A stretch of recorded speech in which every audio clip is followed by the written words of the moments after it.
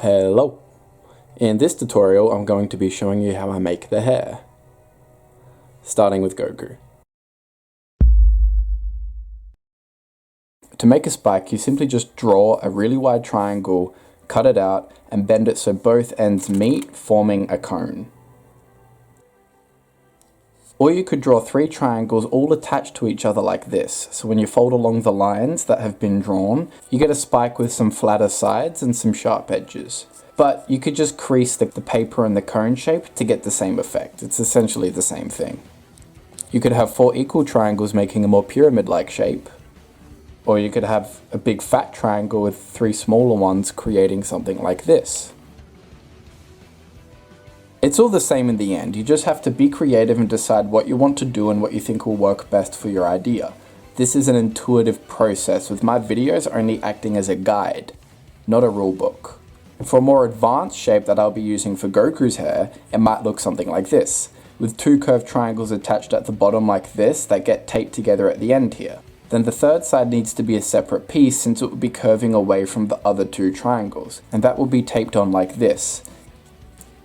Or you could do the opposite and have 2 curved triangles meet on the bottom where they curve toward each other, and with the straighter triangle attached between them, so it doesn't have to be a separate piece. These kinds of spikes have really sharp edges, but you could flatten them out if that isn't what you want. There's limitless possibilities. Be creative.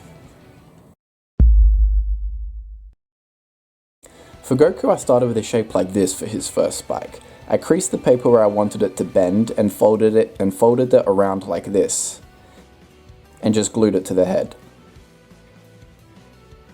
The second spike looked like this when it was flat, which folded into a shape like this and was attached to the head.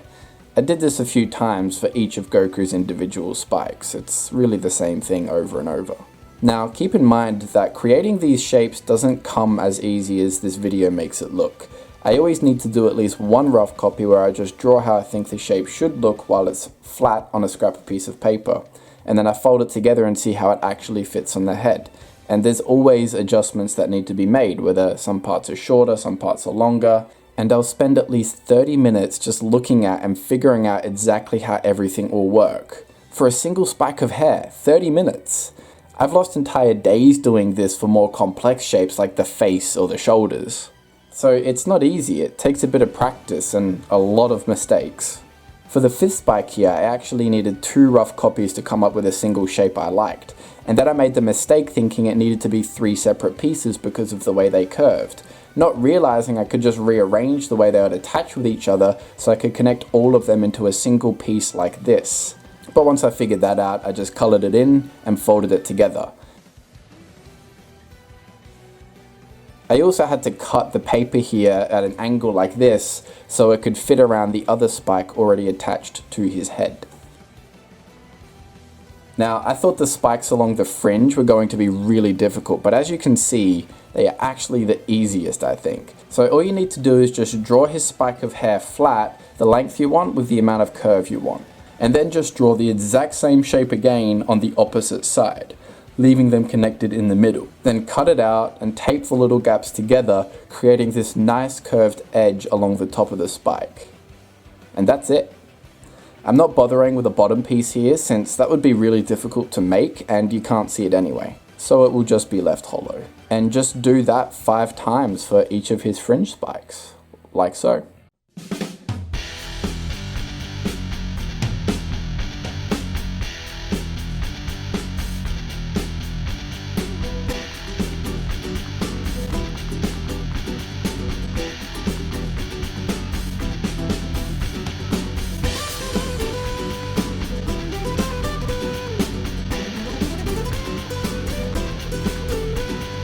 And you can see for the rough copy I purposely made it extra large so I could see where I needed to cut it exactly so it would fit around the other spikes on his head. You can see this big hole sort of allows it to sit flush with his head around the other spikes.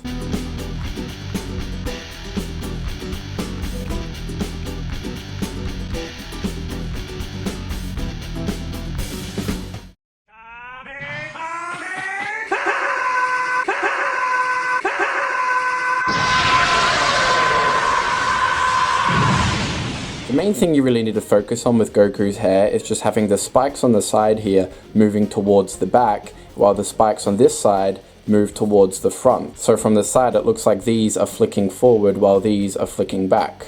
And that's how you do Goku's hair. Not all characters have thick spiky hair like Goku. A lot of the time it's much shorter and less rigid, so what I usually do is I just break it down into a few separate flat pieces of paper that have been coloured and drawn to look like the hair, and stick it around the head. With Kenshiro you can see that was all I did. I just had several pieces of paper wrapped around the head, one on the back, a few on the top, and a couple on the side as well, so if you caught him from this angle, it would look like his head still had his messy hair flicking out to the side. For a character like Charlotte Katakuri from One Piece, this is what I'd do. So I can start off with this, which is the basic head structure that I showed in my previous tutorial on the face, with this dome piece being the same colour as his hair, in this case, red-violet. Then I draw just a strip of paper with some of his hair detail at the bottom to fold around the back of his head. Then I'm going to attach some sideburns to his actual face as separate pieces. I decided to have a long piece of paper wrapping around the middle of his head as well, like this, just to add another layer of spikiness to his hair.